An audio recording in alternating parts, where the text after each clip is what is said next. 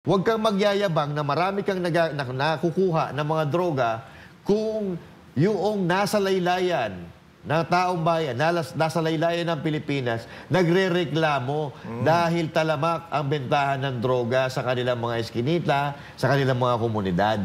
So, hindi yan accomplishment dahil kahit may nahuhuli kayo, meron pa rin gumagalaw o meron pa rin kumakalat na mga droga sa kakalsadahan, sa komunidad.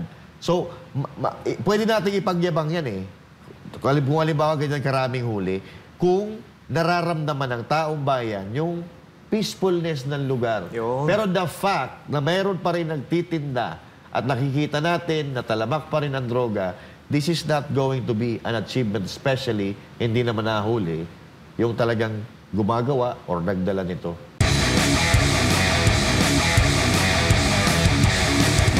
Yung shabu na palutang-lutang sa dagat, for your information, 3 beses na yun. 3 beses na? Ano to, nagkataon lang ba na doon nagkabintahan sa dagat? O ano to, nire-recycle lang? Itatapon muna dito, tapos kukunin, itatapon muna sa kabila. Kami nagtatanong lang, kasi nakapagtaka naman na puro sa dagat nahuhuli, tapos wala namang nasasabat sa dagat, nakukuha yung droga sa dagat, pero wala namang nahuhuli na may dala. Wala nahuhuli na drug lord. Wala nahuhuli na pusher. So ano to? Naglulukuhan ba tayo? Ang importante sa atin, ang importante, may nahuhuling droga, nahuhuli yung gumagawa o nagpapakalat ng droga. Kasi kung ganyan karami, kung ganyan karaming droga ang napupulot, paano na yung nakakalusot? Diba? So dapat, ang masugpo mo, yung gumagawa niyan, yung nagpapakalat niyan, hindi yung droga. Kasi kung yung droga lang, ang kukunin mo, makakapag-produce at makakapag-produce pa rin yung mga nagdadala niyan ng droga na baka mas marami pa dyan. At ito ang pamantayan natin, partner. Huwag kang magyayabang na marami kang nakukuha ng mga droga kung yung nasa laylayan ng taong bayan, nasa laylayan ng Pilipinas, nagrereklamo dahil talamak ang bentahan ng droga sa kanilang mga eskinita, sa kanilang mga komunidad. So, hindi yan accomplishment dahil kahit may nahuhuli kayo, meron pa rin gumagalaw o meron pa rin kumakalat na mga droga sa kakalsadahan, sa komunidad. So, pwede natin ipagyabang yan eh. Kung halimbawa ganyan karaming huli, kung nararamdaman ng taong bayan yung peacefulness ng lugar. Yun. Pero the fact na mayroon pa rin nagtitinda at nakikita natin na talamak pa rin ang droga, this is not going to be an achievement, especially hindi naman nahuli yung talagang gumagawa or nagdala nito. Tsaka yung kung talamak yung mga umingiwi sa kalsada, yung mga lubog na lubog yung mukha. Oo. Diba? Yung pwede mo nang sausawan ng suka. Yes. Ay, naku.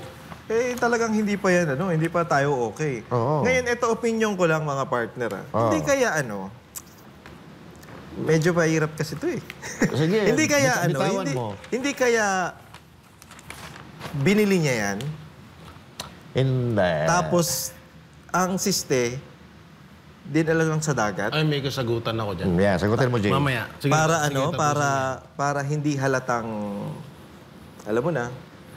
Yun nga ang sinasabi ko kanina. Diba? Yung pagka, pupwede rin na ganito pupwede rin na, ito yung mga kumpiskadong droga dati na. Oo, yan, Kumbaga yan. expired na, hindi na natin magagamit yan. Wala na yan. Drogin natin yan. Itapon natin sa dagat, tapos pagkatapon natin dito, kunin natin, itapon natin doon sa kabila.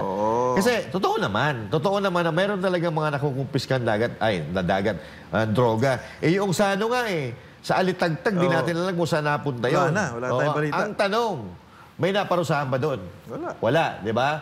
So anong sense na pagkakahuli mo ng droga kung di mo naman nahuhuli yung gumawa? Kaya pala chinecheck niya kung ito ba yung Good item ba to? Oo, okay na yan, itapon niya na yan.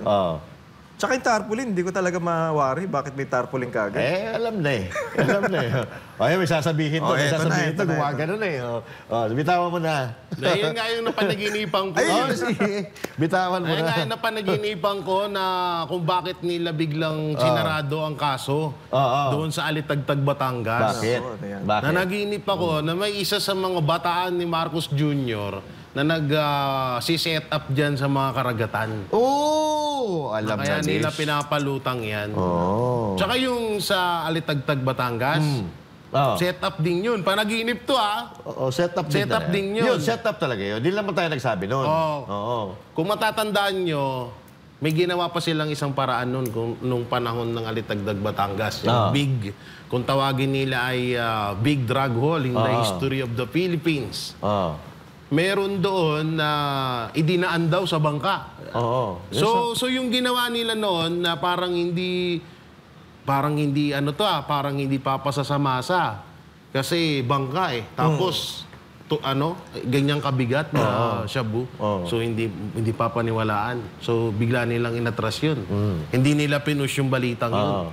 Ang nangyari, na nasa kote, sa checkpoint, ang pinakamalala pa nun, bago makapunta doon sa mismong checkpoint, may 3 checkpoint ka pang dadaanan. Ayan. So bakit nakalagpas sa 3 checkpoint bago pumunta doon sa pinaka tinatawag na maluwag, yung parang maluwang lang na checkpoint, parang hindi siya mahigpit masyado.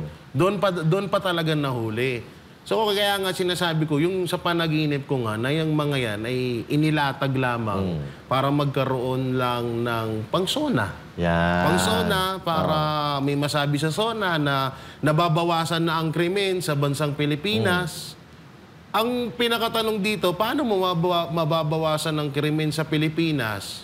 Unang-una, yung mga drug lord at umamin na drug lord, pinalaya mo nga na ngayon ay isa ng mayor. Yes, oo. At yung isa pa na pinaka-queen ng, diba, si Saba Queen, pinalaya mo din. Halos lahat ng mga drug lord, pinapalaya mo ngayon.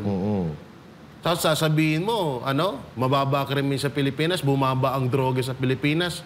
Paano bababa droga kung yung gumagawa ng droga hindi mo inuhuli? Pinapalaya mo pa. Tsaka ito pa, partner, hindi lang yung mga yan ang pinalaya niya. Kumbaga, hindi natin alam yung akusasyon sa kanya, hindi niya pa nagsasagot hanggang ngayon. Yun pa. Diba? Na kung addict ba siya o hindi. Oo, tama. Hanggang ngayon, hindi pa natin alam, puro lang siya sa palusot. Bakit ko gagawin yan? Nak ng teteng. Para saan? Ganun pa, Kaya nga Kaya nga dyan, paring RJ, alam nyo, baka maunahan pa ni Remulla yan.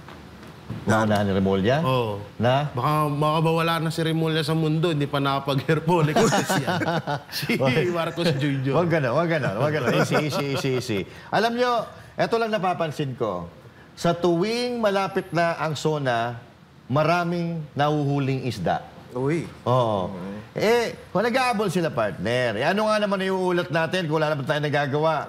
So, ano yun lang natin? Yung droga. Tapos ito, iyayabang niya to Iyayabang niya ito kasi sa 3 taon daw na panunungkulan ni Bongbong Marcos Jr., mas marami pa siyang nasabat na droga doon sa buong 6 na taon na panunungkulan ni President Duterte.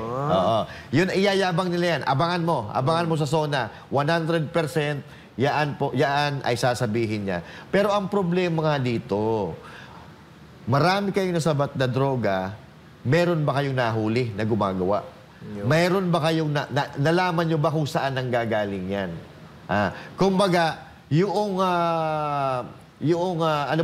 umaagos na tubig, bukal, yung pinanggagalingan, yung bukal na pinanggagalingan ng shabu na yan, natuntun nyo ba? Hindi. Eto, noong panahon ni Pangulong Duterte, konti ang nahuhuli dahil takot yung mga tao Takot yung mga drogista na magtinda. Takot gumawa. At ang ginawa nila doon, yung mga laboratorio, sinara lahat. Yun. Kaya, wala nahuhuli. Kasi takot yung mga tao. Ngayon, sa tingin nyo, kaya ako magtatanong, takot ba ang mga drogista ngayon? Hindi.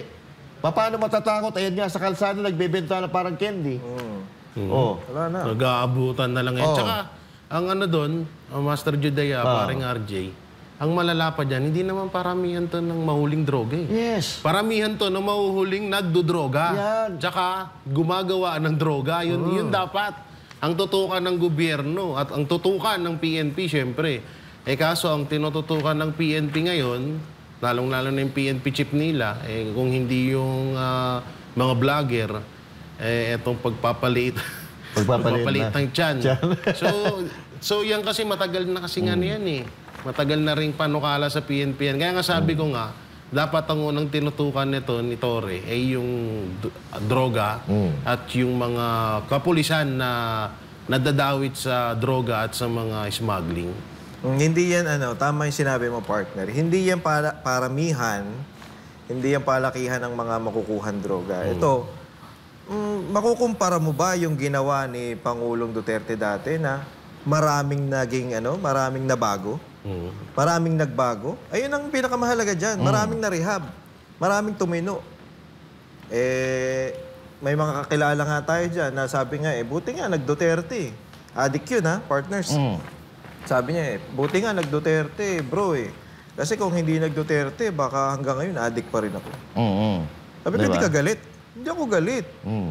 Kasi kung hindi dahil kay Duterte, hindi ako nagbago. Hindi ako tumaba ngayon. Yes, Ganun dapat. Ganun. Walang kwenta yung mga nahuhuling yung droga kung wala namang nahuhuling drug lord. Yan. O wala kayong napapagbago, o wala kayong yung mga tao na nag-a-addict ay hindi nyo pa rin maalis dyan sa pag-a-addict. Yes. Ito mahalaga. Dapat maalis nyo dyan. Hindi yung pahuli-huli kayo ng photo ops talaga kayo lahat. Eto, ganito yan. Mas maganda sana kung marami silang nahuhuli, pero yung yung kabuhayan, yung kaligtasan ng sambayan ng Pilipino at ng mga komunidad ay nasa ayos. Kumbaga, ligtas na nakakapaglakad sa madaling araw, sa gabi, at walang nangyayaring krimen.